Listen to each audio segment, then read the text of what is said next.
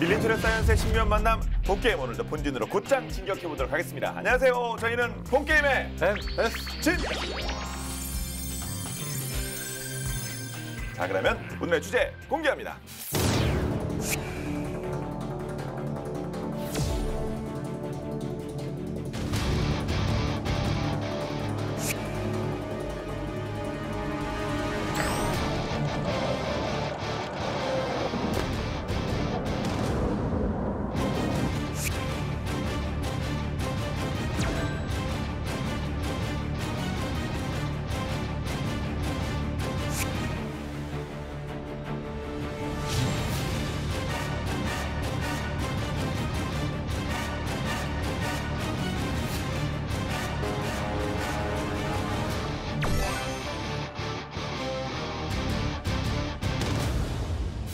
아직도 대한민국 영공을 책임지고 있는 4세대 전투기, 대한민국 공군의 주력 날개 F-15K가 오늘의 주인공인데요.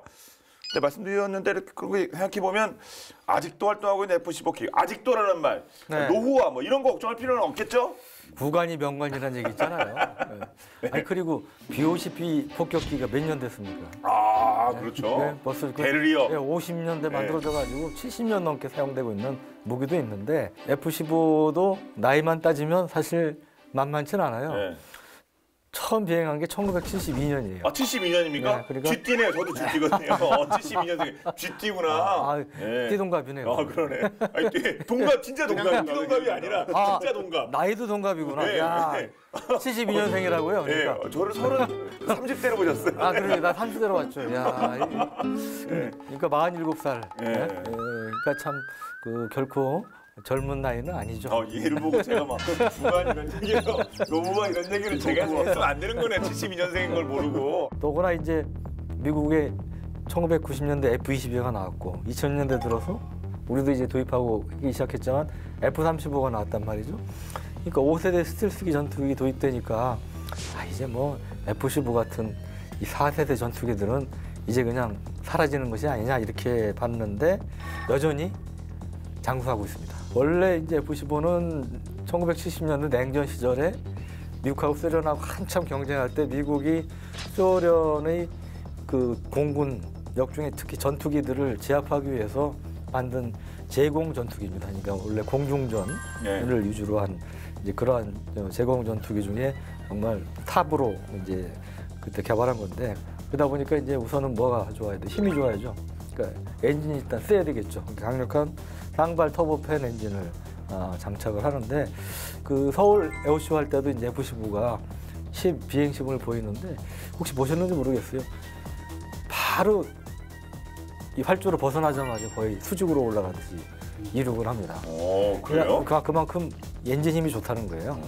이륙 직후 60초 만에 1000m, 그러니까 10km. 1분 만에 10km 올라가죠. 우리 여객기 최고 보통 9km잖아요. 9에서 10km. 거기 올라가려면 얼마나 걸려요? 한참 걸리죠. 네, 그러니까 그때만 엔진맨 불러갖고 저 고객님 막 이런 얘기 나오는 거 아닙니까? 띵 들어온 때까지 띵 소리 나고. 한참 올라가요 그거.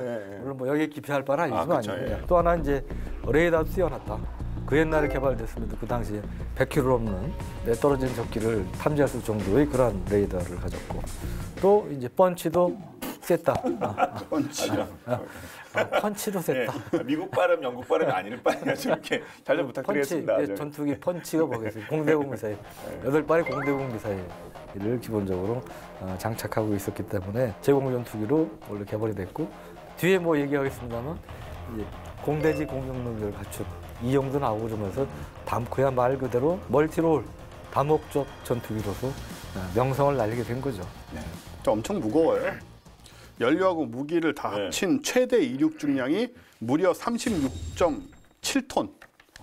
굉장히 무거운데 13.4톤이나 무기를 실을 수 있어서 뭐 조그만 이제 폭격기보다 낫다, 전략 폭격기보다 뭐 이런 얘기로 나왔었고, F-22하고 F-35도 날개 미사일하고 이런 걸 할 수가 있는데 그 경우에 이제 스텔스를 포기를 해야 되는 상황이라 사실 좀 문제가 있고요. 미국 외에도 이스라엘이나 싱가포르, 일본, 사우디아라비아 이런 데서도 개량해서 계속 운영하고 있죠. 슬램 이글이라는 이름 운영하고 있고, 지난 10월 1일 국군의 날에 독도 상공을 초기 비행하면서 네. 뭐 주목 받을 일이 아닌데 그냥 주목을 받았어요. 뭐 당연한 네. 일인데. 네. 이 독도 상공을 비행했는데 이거 가지고 일본이 또 시비를 건 거예요.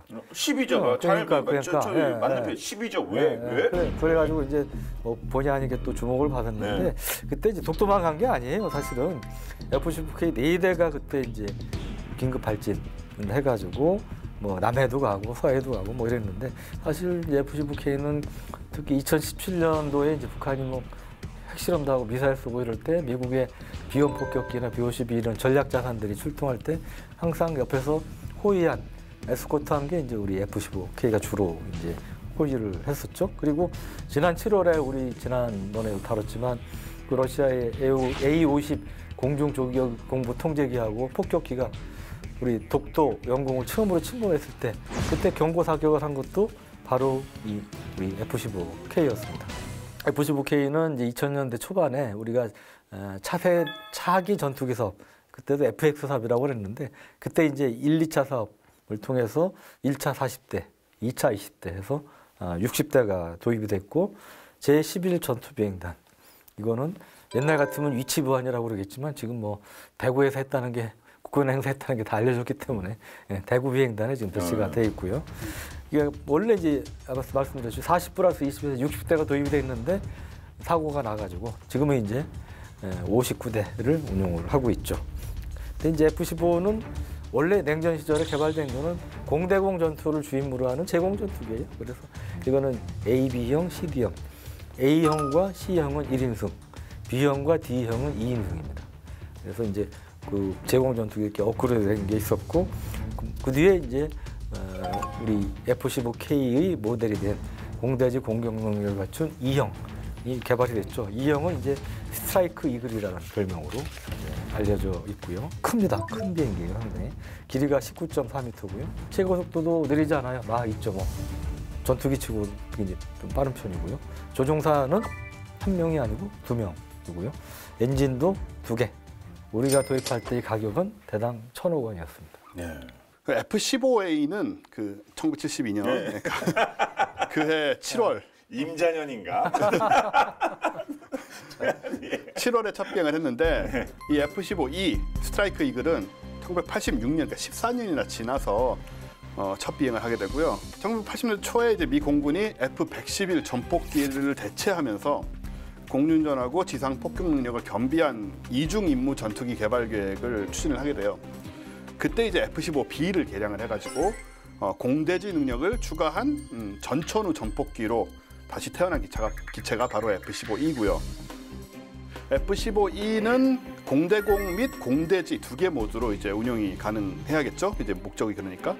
그래서 APG-70 레이더를 탑재했고 전투기의 항속거리와 무장 장착 능력을 늘리기 위해서 컨포멀 연료 탱크라는 걸 장착을 했어요. 근데 연료 탱크는 이제 컨포멀이란 말은 이제 공기저항을 최소화하기 위해서 생긴 게 선이 전투기 외형하고 좀 유사하게 이 옆구리에 보면 이렇게 약간 이렇게 튀어나와 있잖아요.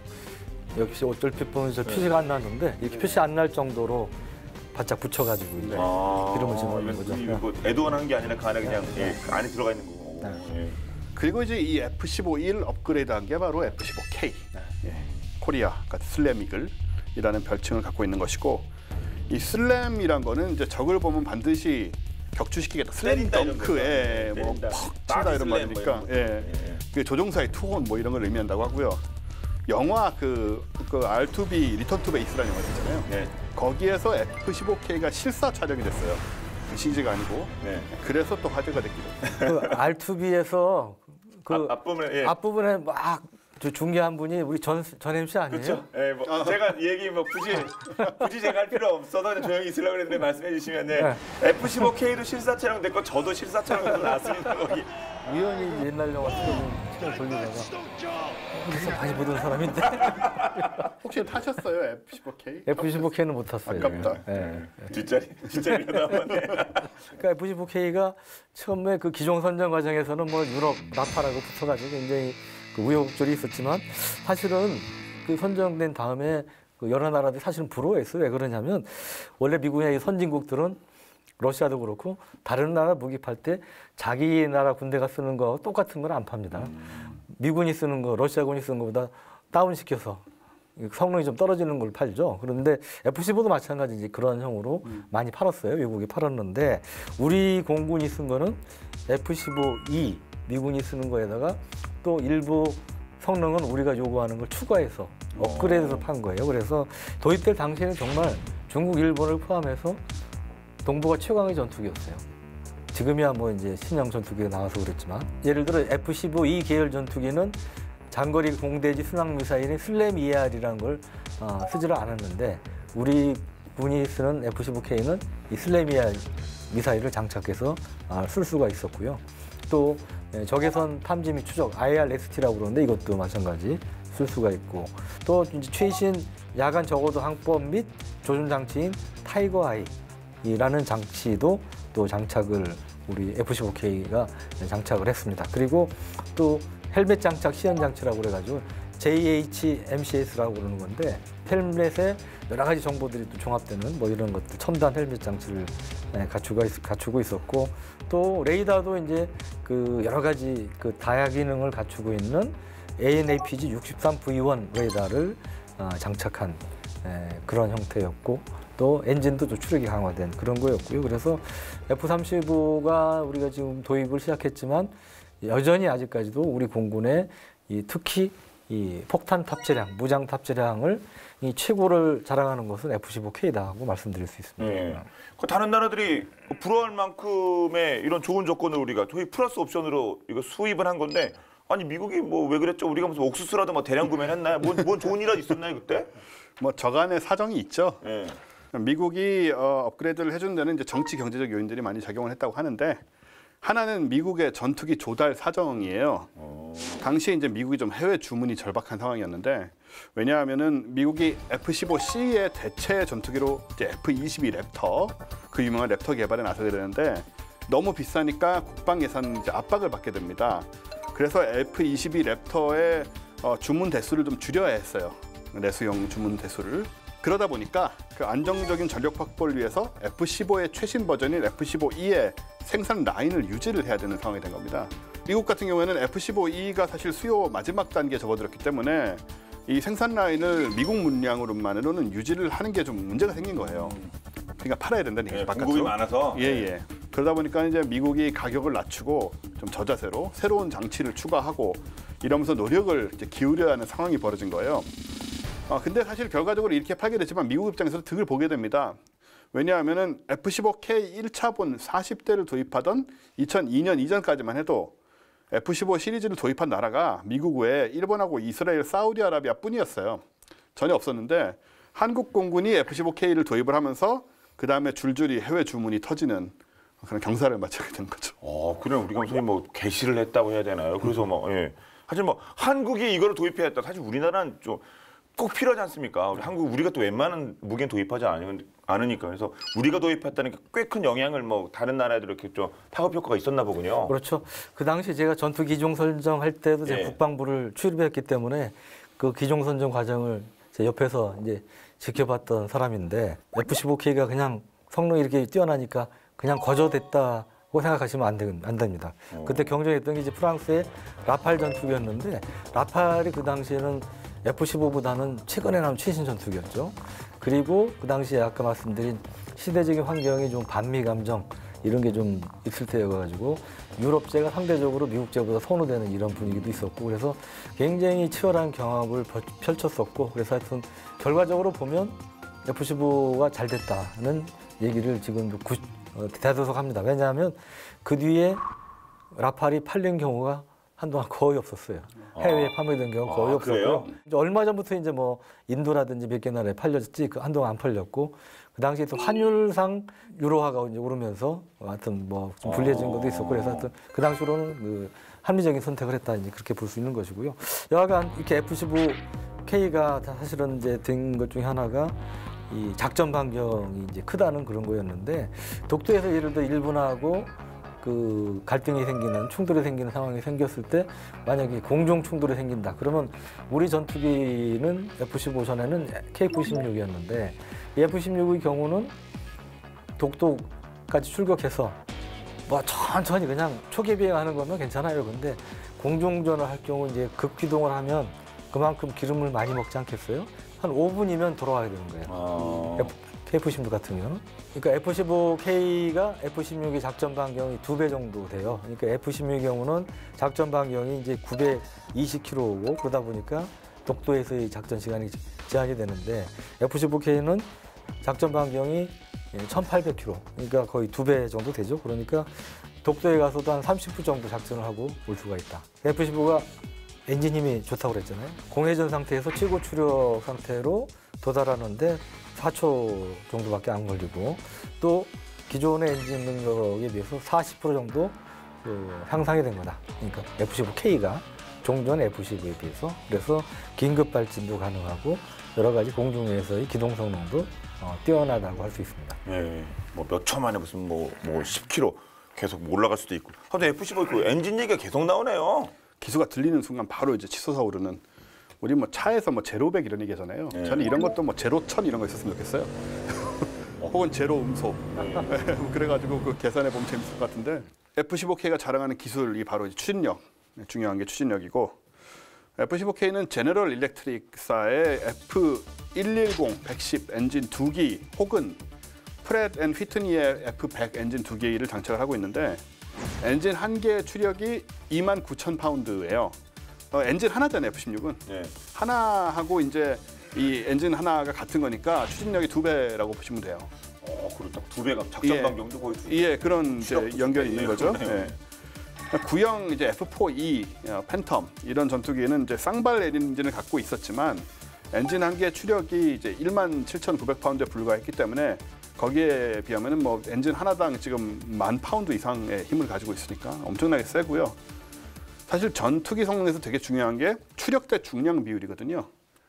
중량. 예, 무게. 뭐 중력하고 동일한 어떤 개념이지만 엔진의 추력하고 중량 비율이 1 이상이 되면 비행기 날개 양력에 의지하지 않고 추력만으로 비행이 가능해요. 이게 무슨 얘기냐면은 미사일은 사실 날개가 없잖아요. 근데 잘 날아가죠. 그렇죠. 미사일이 바로 이 추력 대 중량 비율이 엄청나게 높은 거죠. 그러니까 무게에 비해서 추력이 굉장히 강하니까 날개는 사실 뒤에 조그만 게 그냥 중심만 잡고 방향만 좀 조정하는 거지 이것의 양력으로 날아가는 게 아니거든요. 그냥 지힘으로 날아가죠. 그게 가능한 겁니다. 뜬 상태에서 이 속도를 어느 정도 내고 나면은 사실 날개의 양력이 필요가 없어요. F-15K 같은 경우는 추력 대 중량 비율이 1.6이나 되기 때문에 예, 그 미사일처럼 그렇게 날개 힘을 안 받고 떠 있을 수 있습니다. 아이언맨도 추력이 센 거죠. 추력이 센 거죠. 그렇죠, 날개. 예, 그런 식이에요. 그렇게 생각하시면 돼요. F-16은 1.3 정도니까 좀 낮죠, 그보다. 그 대부분의 구식 전투기들은 1 이하기 때문에 이런 개념을 적용시킬 수가 없으니까 그만큼 F-15K가 얼마나 또 안정적이고 강력한지 알 수 있죠. 아, 그렇군요. 이 짧은 선의 반경에다가 순간적인 선의 능력이 뛰어나게 되죠. 그러니까 이 상대방 도그 파이팅이라는 게 원래 상대방 꼬리 물고 공격하는 거잖아요. 그런 면에서 유리한 전투 위치를 정할 수가 있고 또 추적해오는 적 미사일을 회피하는 데도 도움을 받을 수가 있죠. 네.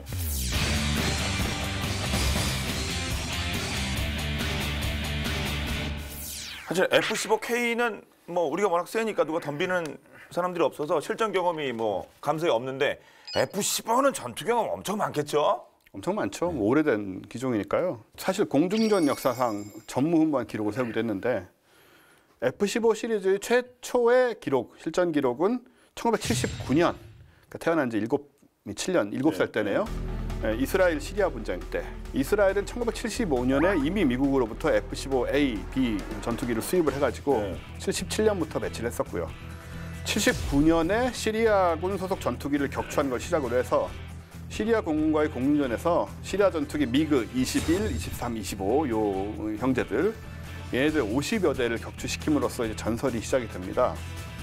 그 이후에 1979년부터 F-15A, B 전투기의 엔진하고 레이더를 개량해서 이제 F-15C, D가 나오게 되는데 그리고 1991년 걸프전, 1999년 코소보 전쟁에서 수많은 격추 기록을 또 F-15가 세우게 되고요. 그 다음에 F-15E도 1991년 걸프전 때 실전에 투입이 됩니다. 스트라이크 이글이죠, 얘가. 주로 이제 지상 공격 임무에 투입이 됐고요. 특히 1999년 코소보 전쟁 때는 이제 유럽의 각종 전투기들이 참가를 해서 좀 뭔가 좀 각축장 같은 상황이 연출이 돼요.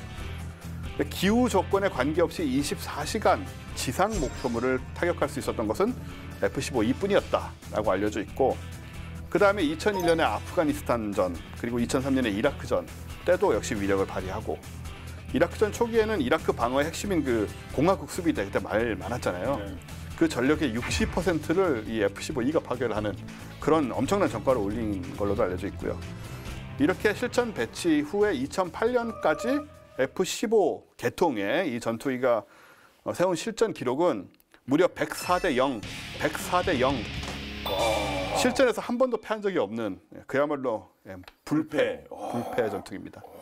그럼 얘가 뭘 쏘길래 그렇게 센 겁니까? 104대 0? 예, 그러니까 원쌤 말씀드리고 생각나는데 네. 이스라엘 F-15 중에는 거의 한쪽 날개가 다 잘라 파손됐는데도 불구하고. 네, 그러니까 뭐 공격 받아가지고 네. 날아갔는데도 기지로 귀환한 그런 사례도 있고요. 아주 유명한 사진이 있습니다. 그 아까 말씀한 추력이 짱이어서 그런 거 아니에요? 저게 이제 속도가 빠를 때는 네. 추력 그 힘으로 왔을 테고요. 그다음에 착륙하는 상황에서는 뭐 기체의 안정성도 있지만 조종사가 때 열심히 조종을 해가지고 착륙을 네. 시켰겠죠. 대단하네요. F-15K 가장 큰 장점 중에 하나는 이 폭장량, 폭탄이 아니라 무장량이 많다는 건데요. 그 우리 B-29 폭격기가 2차 대전 때 최고의 폭격기로 명성을 떨쳤지만 그 폭탄 탑재량이 10톤이 안 돼요. 9톤입니다. F-15K는 얼마냐? 11.4톤이에요. 와, 2.5톤이 더 많네. 예, 그 B-29보다도 많다. 덩치는 작죠. 난 B-29보다 작지만. 그러니까 이제 전투기로는 사실은 어마어마한 무장량인 거죠, 사실은. 그런 배경 중에 하나가 이 가볍고 강한 티타늄을 썼다는 건데, 그러니까 가벼운 만큼 엔진 힘은 좋고 가볍고 그러니까 그만큼 딴 걸 더 실을 수 있는 거죠. 이게 이제 상징적으로 보여주는 그런 사진입니다. 예, 풀 장착하면 이렇게. 그렇죠. 여기 이제 앞에 보이시는 게 이제 사이드와인더 공대공 미사일, 옆에가 이제 중거리 공대공 미사일, 암람이라든지 이런 것들이고요. 그 옆에가 이제 합동직격탄이라고 부르는 제이담이라는 게 있고, 다 나왔다. 그다음에 그러게요. 그다음에 이제 레이저 유도, 정밀 유도 폭탄 이런 것들이 있어요. 그 뒤에 보이는 요 가운데 이렇게 날개 달린 게 아까 말씀드린 슬램이알이라는 장거리 공대지 순항 미사일이고요.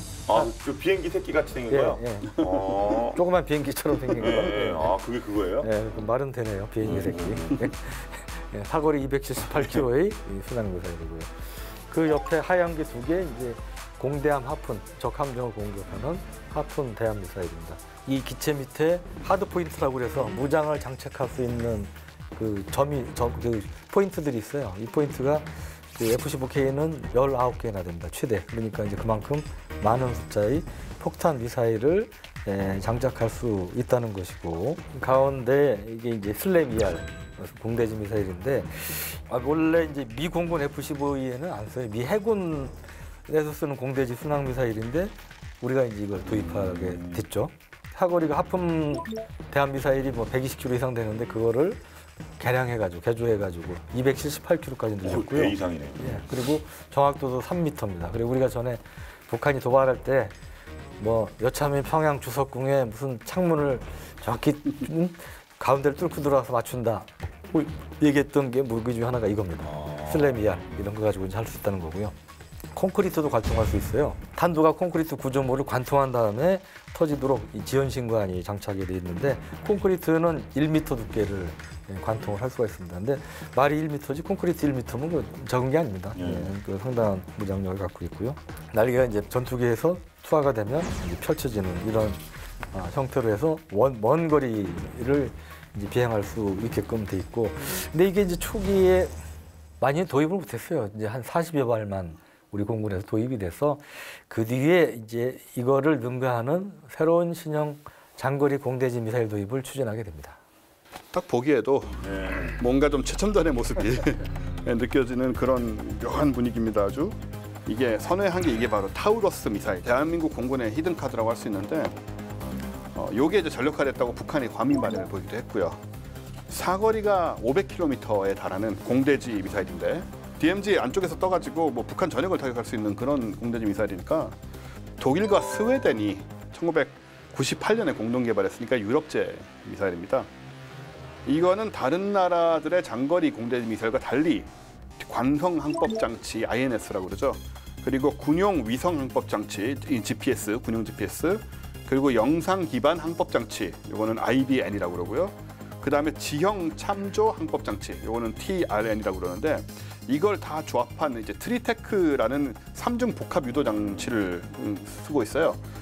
그래서 요걸 이제 이렇게 쓰게 되면은 뭐 날아가다가 뭐 하나 두 개가 고장이 나든가 뭐 여러 가지 상황으로 인해서 뭐 전자전이라든가 뭐 이런 공격을 받아서 뭐가 좀 GPS 같은 게 고장이 나는 말 하더라도 뭐 지형을 이렇게 보면서 타격을 하고 이런 것들이 가능하기 때문에 어쨌든 간에 목표물을 공격할 수 있다. 이런 점이 굉장히 유리한 것이고, 그 다음에 이제 생긴 거에서 느끼시겠지만 또 스텔스 기술이 일단 뭐 스텔스스럽잖아요, 어딘가. 그렇죠? 그러게 뭔가 이렇게 좀 요란한 게 없죠. 심플하죠. 예, 그렇죠.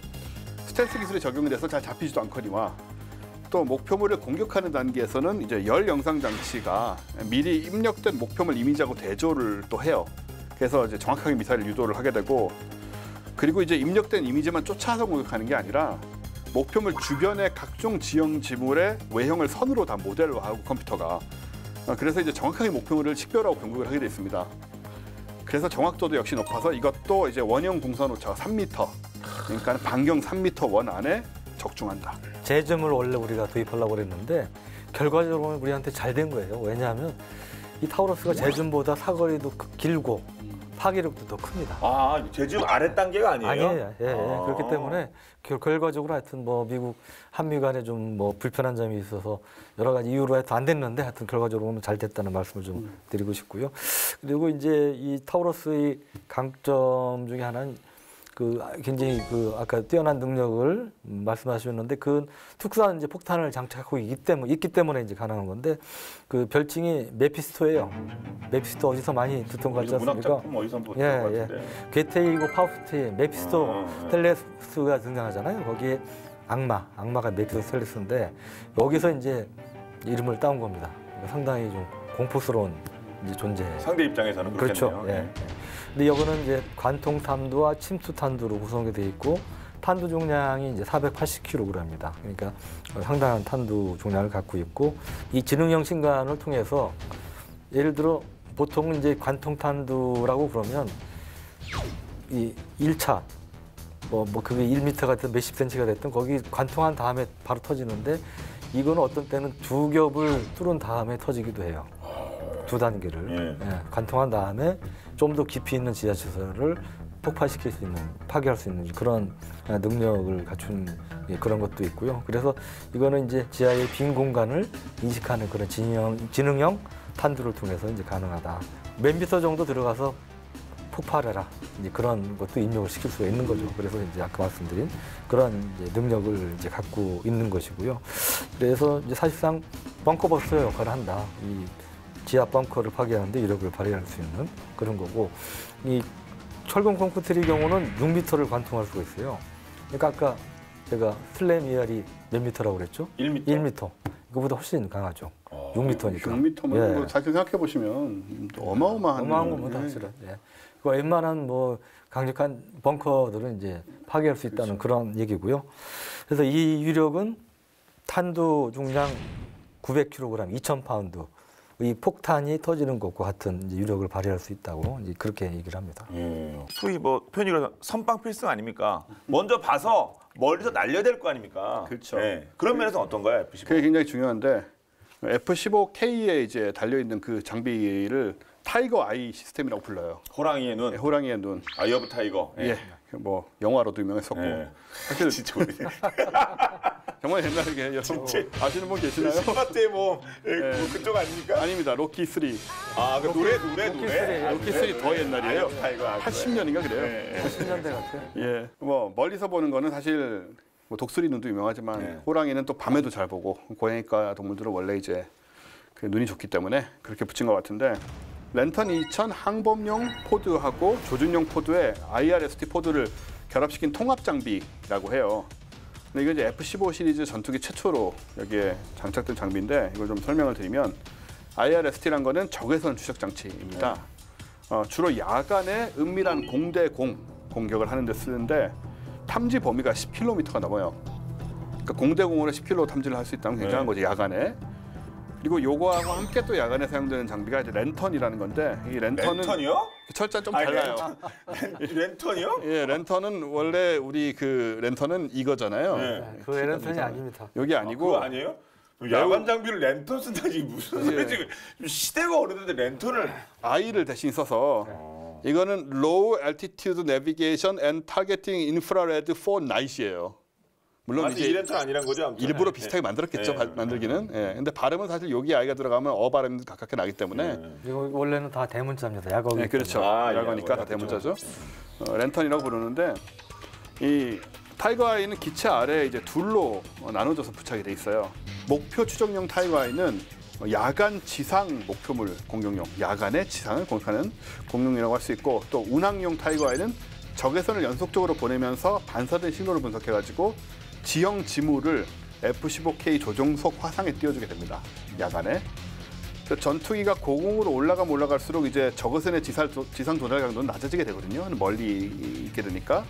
그래서 고도의 제한을 사실 받습니다. 받는데 미 군사 잡지에 의하면은 이미 1990년대에 이 랜턴의 사용 고도가 7,000m, 7km 고도에 도달을 했고 지금은 뭐 13,000m, 그러니까 13km까지 개발 중이라고 밝힌 바 있는데 사실 13km 고도에서 적외선을 쏴가지고 지상의 지형 지물을 파악해서 그거를 화면에 띄운다는 기술은 굉장한 기술이에요. 이건 일반 군 외에서는 좀 전혀 볼 수 없는 그런 최첨단 기술이고 거의 필요도 없고 네, 필요도 없고요.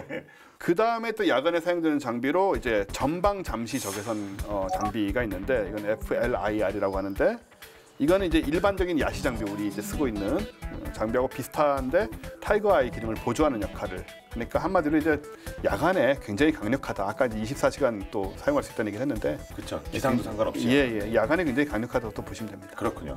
F-15가 일본에서도 좀 많이 쓰이는 기종이잖아요. 그렇죠. 그럼 우리 같은 F-15 우린 K인데 그쪽도 뭐 붙었을 텐데 똑같은 건가요? 일본 F-15J, 저펜 J라고 불리는데 사실 이제 원래 일본은 우리보다 훨씬 일찍 F-15를 도입했어요. 그런데 일본의 F-15는 우리보다 구형이고 공대공 임무를 주로 했던 것이고 그래서 떨어진다고 볼 수 있는데 여하간 우리 F-15K 모체는 지상 타격력을 가진 F-15E가 모체인데 일본 F-15J는 제공 전투기인 CD형이 모체입니다. 그거를 이제 일본이 라이센스 생산, 기술 도입 생산을 했는데 1980년 6월에 이제 첫 비행을 했고 총 210여 대가 생산이 됐어요. 30년에 걸쳐서 210여 대가 생산이 됐는데 아까 말씀드렸지만 F-15CD가 원래 모델이다 보니까 제공 전투기가 주임무, 지상 공격 임무는 굉장히 약하다고 이제 볼 수가 있고요. 이게 제공 전투기이다 보니까 이제 특히 뭐 중국이나 러시아 같은 데서 방공식별구역, 일본의 방공식별구역은 자디지라고 그러죠. 침범할 때 이제 진입할 때 긴급 출격해서 이제 대응하는 이제 그런 일들을 이제 많이 이제 해왔는데 매니아들 네티즌들 사이에 이제 자주 얘기되는 주제 중에 하나가 야 우리하고 일본 F-15가 붙으면 누가 이기나. 매우 중요하죠. 뭐 이제 그런 것도 매우 이제 중요하죠. 자주 당연한 겁니다. PC는 네 그래픽 카드가 낫냐, 내 그래픽 카드가 낫냐, 뭐 CPU가 낫냐, 항상 뭐 절대 밀릴 수 없는 그런 상황이거든요. 이것도 네. 밀릴 수 없는 거죠, 네. 우리가. 예, 일본하고는. 일본이 이제 아까 얘기했듯이 200대 넘게 이제 도입이 됐기 때문에 숫자는 이제 훨씬 많은데 기본적으로 80년대에 만들어진 F-15 CD형을 모체로 하다 보니까 여러 가지 전자장비라든지 특히 대지 공격 능력 이거는 F-15K하고 비교하기 힘들 정도로 약하다. 공대공의 경우는 봐도 F-15J는 이제 미국의 AIM-7 스페로라든지 AIM-9 사이드와인더 이런 공대공 미사일을 장착을 했는데 80년대 도입됐으니까 이것도 30년 넘었잖아요. 일본도 그래서 이걸 그 고칠 개자를 써서 F-15개 개량형 개라고 그러니까 좀 이상하네. F-15 개량형을 지금 계속 도입을 하고 있습니다.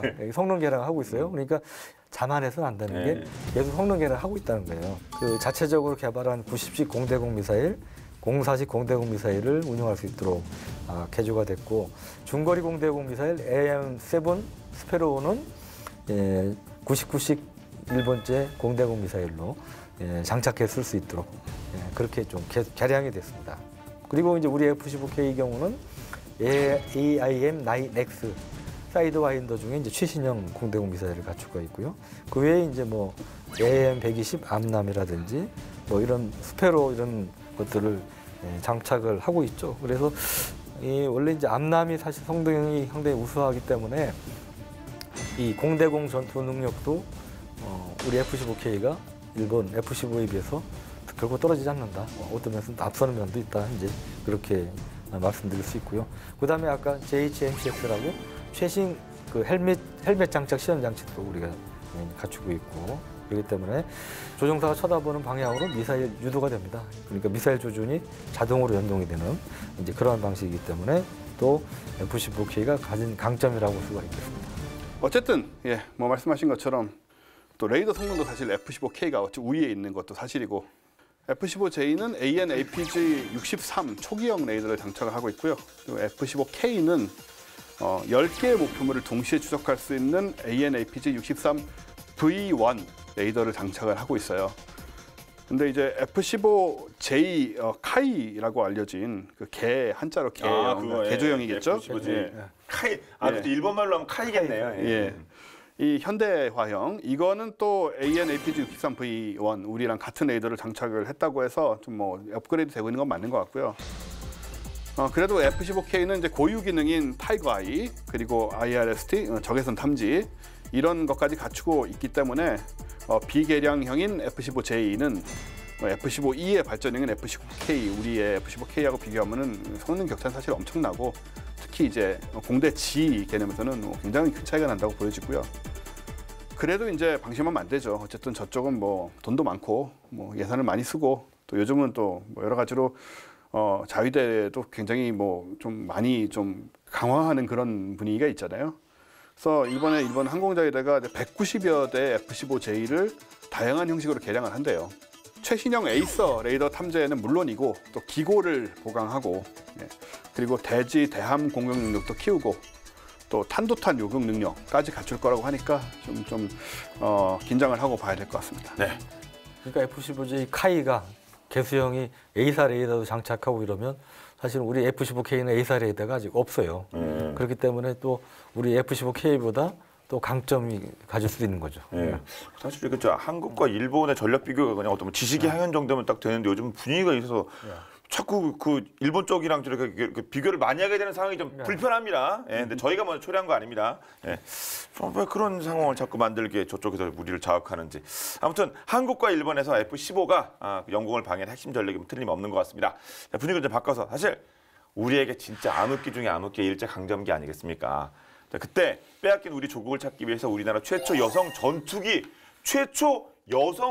조종사가 되어 독립에 앞장선 여성이 계시다고 하는데 어느 분일지 저희가 본방 야세에서 준비했습니다. 보시죠.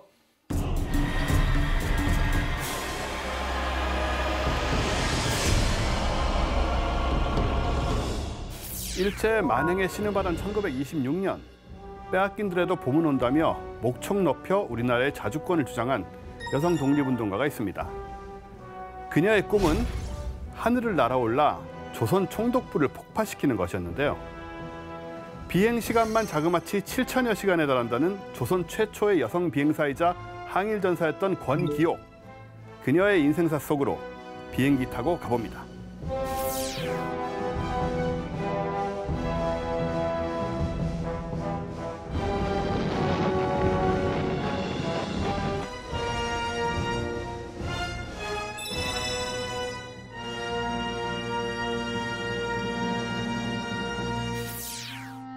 일찍이 은단 공장과 집을 오가며 밥벌이하기 바빴던 소녀 권기옥에게는 한 가지 바람이 있었습니다.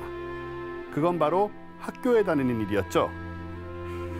어려운 환경 속에서 자랐던 그녀에게 학교는 그림의 떡일 수밖에 없었는데요. 하지만 될성 부른 나무는 떡잎부터 다르단 말이 있죠.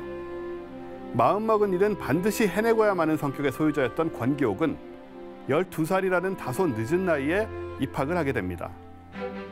일제 침탈로 근대화 전통, 저항이 혼재하던 시절 그녀는 학교에서 자신을 이끌어준 스승의 영향으로 독립운동에 관심을 갖기 시작하였고 항일 비밀 결사대에 가입하는가 하면 3.1 만세운동과 독립운동자금 모금 등의 가담에 옥고를 치르게 됩니다.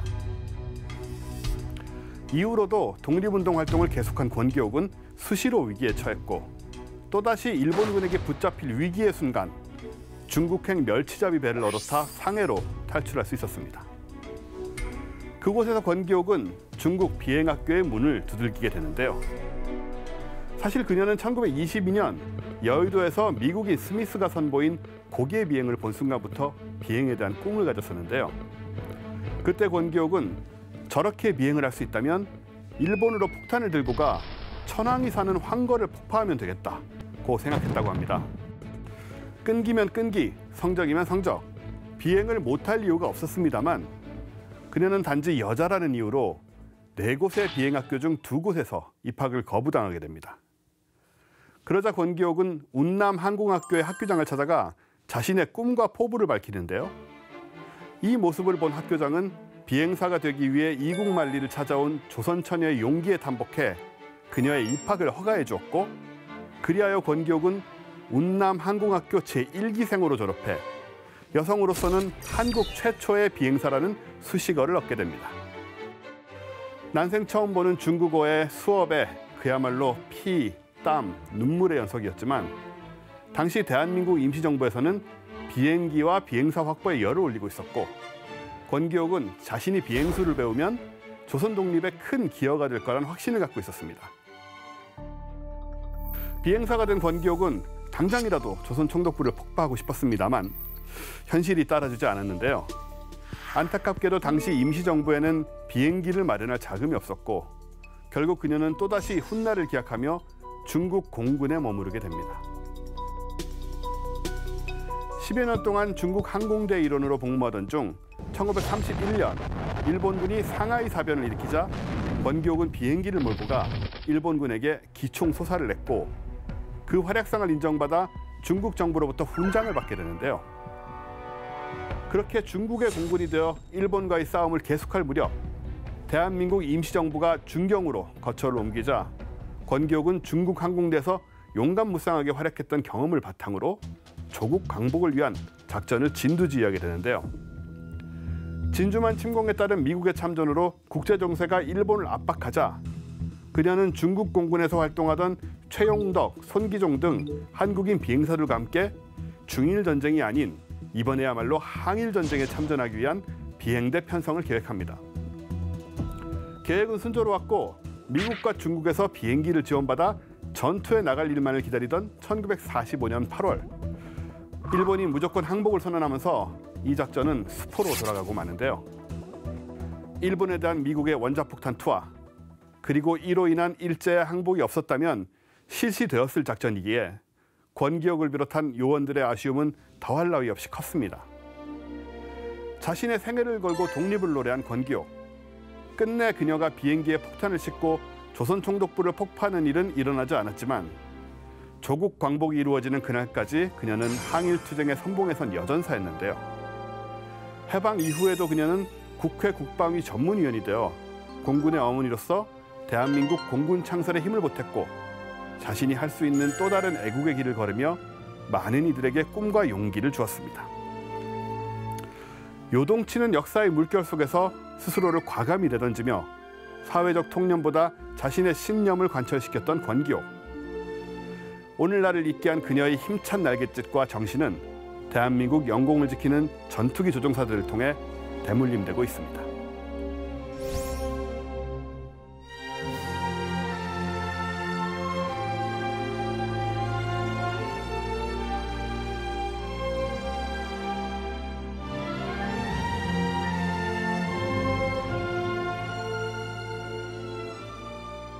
자, 일본보다도 강하다는 F-15 동극기종 뭐 여러 가지 일본도 업그레이드 중이라고 합니다만은 거의 최강급인데 그럼 F-15K가 그러면 세계 최강은 맞습니까? 그러면 세계? 아, 그렇지는 않고요. F-15K 뒤에 또 업그레이드된 형태가 나온 게 있어요.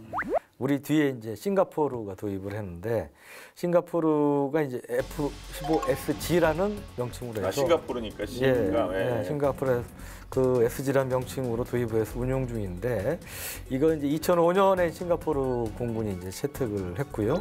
40대를 도입해서 운용을 하고 있어요. 그야말로 최신형입니다. F15 모델 중에 가장 최근에 나온 거고 가장 큰 차이점 중에 하나는 F15K는 기계식 레이더입니다. 우리 계속 얘기했던 A사 레이더, 이 능동배열 주사식 레이더가 아니고 기계식 레이더인데 F15SG는 AN/APG 63V3라고 그래가지고 F15K보다 업그레이드된 F15K는 AN/APG 63V1 레이더고요. 이거는 V3 레이더예요. 그래서 이 F15K보다 업그레이드된 A사 레이더를 장착한다는 게 이제 가장 큰 차이점이고 레이더의 탐지 범위도 우리 F15K 63V1은 60도인데 근데 싱가포르 F15SG는 120도, 그러니까 2배 더 넓다는 거고요. 그리고 육해공 동시 이제 탐지 능력도 갖추고 있고 동시에 다수의 표적을 처리할 수 있는 능력도 뛰어나다. 이제 그런 것들이 이제 우리 F15K보다 좀 업그레이드된 점이라고 볼 수 있습니다. 네. 당연히 우리 F15K도 뭐 스트레스 시대기도 하고 또 자체 업그레이드도 필요할 것 같은데 향후에 어떤 것들을 더 보완하면 좋을까요? 이제 일본의 경우 아까 우리 얘기했지만 F15J를 계속 업그레이드한 이제 하고 있는 그런 상황이고요. 그와 별개로 또 독자적으로 또 뭐 스텔스기도 개발하고 있지 않습니까? 그리고 중국의 경우도 4.5세대 전투기들, 4세대 전투기들 숫자가 계속 늘어나고 있습니다. 그리고 러시아의 경우도 최신형 전투기인 수호이 35S로 이제 계속 도입해서 배치를 하고 있고 그런 상황이어서 우리도 F15K를 이제 새로운 전투기를 도입하려면 시간도 걸리고 돈도 많이 드니까 기존에 있는 것을 좀 업그레이드해서 좀 쓸 필요가 있다 이런 생각이 들고요.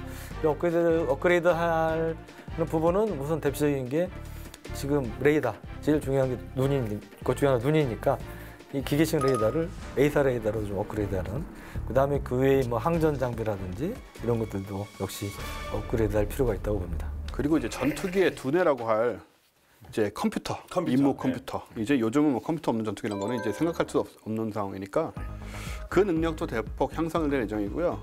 그래서 올해 들어서 우리 군의 합동 전략 목표 계획서에 F15K 개량 사업이 이제 포함되어 있는 걸로 전해져 있어요.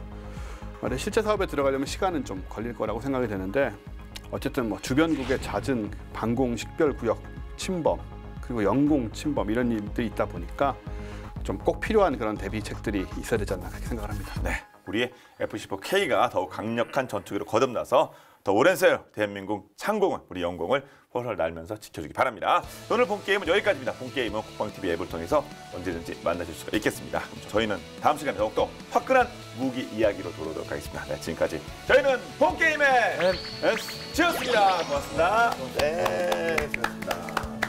원수님은 배탈이 나셔가지고 아주 안 좋으신 상태로 저는 식은땀 목감기에 흘리네. 와가지고 그냥 그렇고 아주 갑자기 두 사람이 아주 고생들 하셨어요. 고생들. 내용도 뭐 제가 보기엔 전문적인 게도 많아서 무슨 전문 용어가 이렇게 오늘따라 많네. 이게. 비행기가 좀 많은 것도 전문 얘기가. 예. 그렇죠. 여러 가지 이제 뭐